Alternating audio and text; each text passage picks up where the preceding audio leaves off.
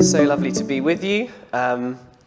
Really looking forward to sharing on this topic of things Jesus never said and looking at how he never said, you get what you deserve. And I think we've all made it here for a 9 a.m. service on the day when the clocks go forward. You all deserve a fantastic sermon, but unfortunately, you're stuck with me.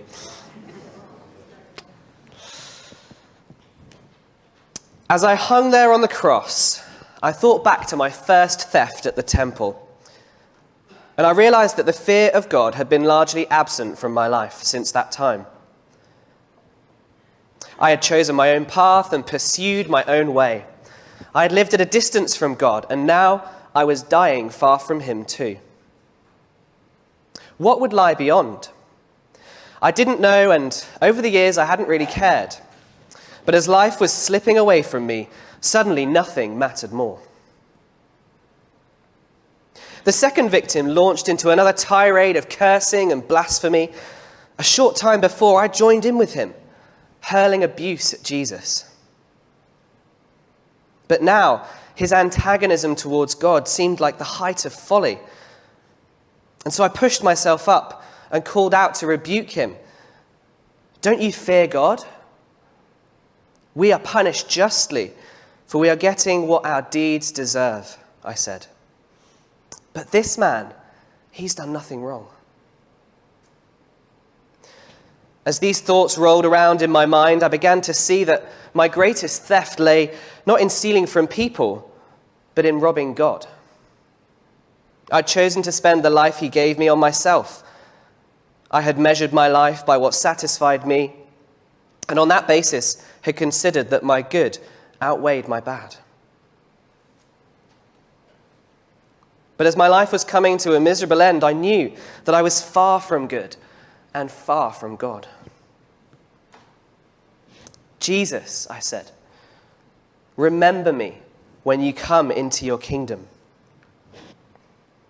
It was an audacious request. A few moments before, I'd been pouring out curses on Jesus. If he remembered that, I would be done for. But joy filled his eyes as he looked at me. It was as if he had been waiting for me to ask. Truly I tell you, today you will be with me in paradise. These were the greatest words anyone had ever spoken in my life. They changed everything for me. I was Jesus' last companion on earth and his first in heaven. That was a little excerpt from Colin S. Smith's book, Heaven, How I Got Here. And I came across this book. It's a kind of creative retelling of this story of the thief on the cross, the guy crucified next to Jesus from our reading today. And really interesting perspective and provides this really interesting kind of fictional backstory, but quite a believable one for this guy whose story has come down to us in our Bible all these years later. That's called Heaven, How I Got Here. You may like to check it out if you're interested. You know, Jesus never said that we get what we deserve. And what I love about Luke's gospel, perhaps particularly, is that it's full of outsiders. It's full of stories of people who seem like they might be too far away from God, that they're on the edges and God would never be able to reach out to them with his love. Luke's the only Gentile author in the New Testament, so he's the only one who's not Jewish. And so he's telling the story already himself from an outsider's perspective. He tells stories about shepherds who would have been on the edge of society, about lepers who would have been kept away from by people, those who are sick, Gentiles, sinners, people who've done such bad things that God might never be able to love them. And perhaps this story is one of the last ones that we find in Luke's gospel, and perhaps one of the most powerful. It's an amazing story, isn't it? Because this guy on the cross has done absolutely nothing to deserve the love of Jesus. He has done nothing to deserve Jesus' grace and kindness towards him. And he makes this kind of affirmation of faith in his last minutes. He said, I've sinned, I'm getting what my deeds deserve, but Jesus, this guy's done nothing wrong. And his Christian life lasts for just minutes, hours at most. You know, he's never been to church. He's never paid a tithe. He's never been on a mission trip or served the poor or tried to tell his friends about Jesus. He's done nothing. He's a criminal and he knows that he deserves his punishment. And Jesus could have just turned around and said to him, couldn't he? He could have said, you know what, mate? You've lived a really bad life. You're here on this cross with me. I've done nothing wrong, but you're a real sinner. You get what you deserve. But that's not what he says, is it? He doesn't say, you get what you deserve. What a wonderful truth. I remember when I was at school, I was quite a well-behaved kid most of the time, I would like to think anyway. And this one time, this teacher, a really important teacher, quite a scary teacher called Mr. Hartley, called me and my friend into his office. And we were quite well-behaved kids, so we thought it was for something good. We were like, oh, we're going to get some kind of award or, be asked to do something important for the school as representatives maybe. Had these grand ideas of what we might be asked. And so we were called into this guy's office after school. And we went in and we sat down with him thinking, oh, this is a bit scary and a bit weird, but I'm sure it must be something good that he's going to say. And he turned to us and he said, we've heard that someone let off a stink bomb in the school and we think it might have been you. And me and my friend thought, oh gosh, it definitely wasn't us, but are we about to get something that we don't deserve? And thankfully, he was very kind to us and believed that it wasn't us, which it definitely wasn't me. It could have been my friend without my knowledge. But we nearly got something that we didn't deserve. But thankfully, we were okay in the end. I'm going to look a little bit at 4 questions for us, just 4 really simple questions about getting what we deserve. So the first one is, well, what do we deserve? The second one, why don't we get it? How come we don't get what we deserve? How does that work? What's that all about? Thirdly, where might we go wrong in thinking about what we do and don't deserve and why we do get it or don't get it? And finally, how should we respond? So first of all, what do we deserve? That seems like the obvious question, doesn't it, to this kind of talk and the title of this talk. Jesus says we don't get what we deserve, so what do we deserve? Well, I think we find the answer to that in the words of the thief. He acknowledges that he's getting what his deeds deserve. He acknowledges that he's done something wrong. We don't get the details of exactly what that is. We often refer to him as a thief. The Greek word is more generally just a criminal, so we don't know what he did, but for some reason he's ended up on this cross, and he's being crucified, he's being punished, and he acknowledges his own sin. And there's a sense in which when we acknowledge our own sin, we acknowledge that there's some kind of punishment or separation from God or something like that. It's not very popular to talk about hell, is it? Brings up a lot of questions for us. Does it really exist? Who goes there? How bad is it? That's quite a tricky one to think about, but maybe as we think about this story and this guy at the end of his life and Jesus' promise that he's going to be in paradise, it's certainly one that comes to mind. And those big questions aren't necessarily ones that I'm going to comprehensively answer for us this morning, but I think there's a couple of things that we can really know for sure from this story. And I think the first one is that because we have all sinned and we've done things that aren't right in God's sight, we do deserve some kind of punishment. And often the way that we talk about that in the Bible is separation from God, isn't it? We can't be as close to God when we're sinning. We can't have a perfect relationship with him because God is perfect and we're not. And what we do know for sure as well is that actually we don't necessarily need to worry too much about this kind of idea of punishment and separation from God if we put our faith in Jesus. He's not telling this guy all the things that he does deserve. That's not the focus of Jesus' message and ministry most of the time. His focus of his message and ministry is, I've come not to condemn the world, but to save the world. I haven't come to tell you all the stuff you deserve, but I've come to save you from it. And so when we put our faith in Jesus, we can be so sure that we're trusting in him and that we will receive that same promise that the thief on the cross receives. Today, I will be with you. You will be with me in paradise. So secondly, why? Why don't we get what we deserve? How does that work? Well, we don't get what we deserve because Jesus took what we deserve, didn't he? And we get a real clue from that in Matthew's gospel, in something else that Jesus says while he's hanging on the cross. And he cries out these words, my God, why have you forsaken me? My God, why have you abandoned me? And despite the really close, intimate relationship that the Father has with Jesus, at the cross, in some sense, he's abandoned.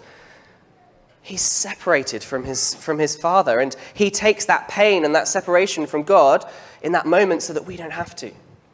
We don't have to know what it is to be separated from God now or in the future, because Jesus has taken it for us.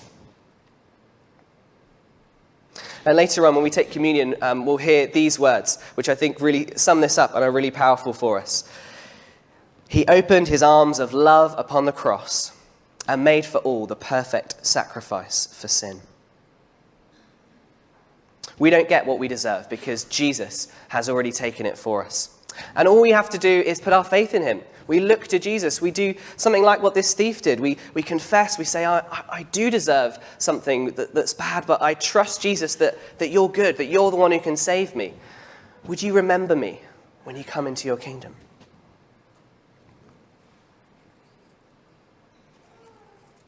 So where might we go wrong when we're thinking about what we deserve or don't deserve and how Jesus doesn't give us what we deserve? I think there's maybe two ways that I can think of that are kind of two extremes that can kind of subtly creep into the way we think about faith and about Jesus saving us. And those two things are one that we can think we're too bad. We can think, actually, gosh, if Jesus knew all the stuff I'd done, all my thoughts, all my actions, all the things I thought about doing, all the things I've said, he would really never love me. I'm much too bad. And that's one thing we can be tempted to think. And then the other thing on the other side is actually we can kind of look at ourselves and maybe look around at others and think, actually, I'm a good person, fundamentally. And if God's real and Jesus is real, I don't know if I really need him because I'm all right. And, God would be all right to me because I'm all right. And I think these things that we can believe aren't necessarily things we'd say out loud.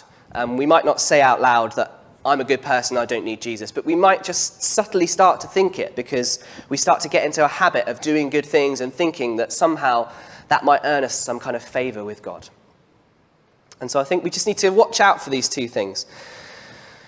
There are parts of the Bible that tell us that Jesus saves by faith alone and not by what we do.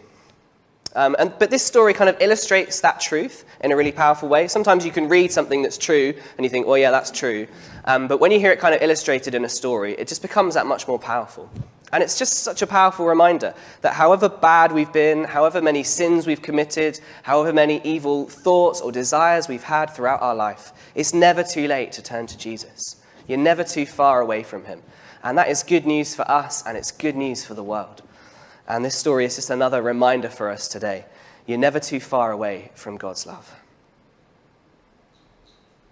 And secondly, when we think about being a good person, there's some verses in the Bible that help us with that. There's a verse in Isaiah 64 where it says that our good deeds are like filthy rags. It's a really kind of hyperbolic statement. Our good deeds are like filthy rags compared to how good and perfect God is. Like the best stuff we could do, that's nothing compared to how good God is.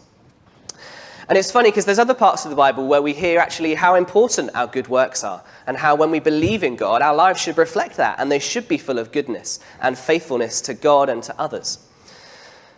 And I think it's so important to remember that the Bible is not a systematic theology necessarily. The Bible's not just full of doctrinally true statements, although it is, but it's also written to real people at real times. And there are times when we need both those perspectives on doing good. There's times when we can be tempted to trust in our own goodness, and we need to hear, your goodness, your idea of goodness, humans, it's like filthy rags compared to how good God is. It's nothing.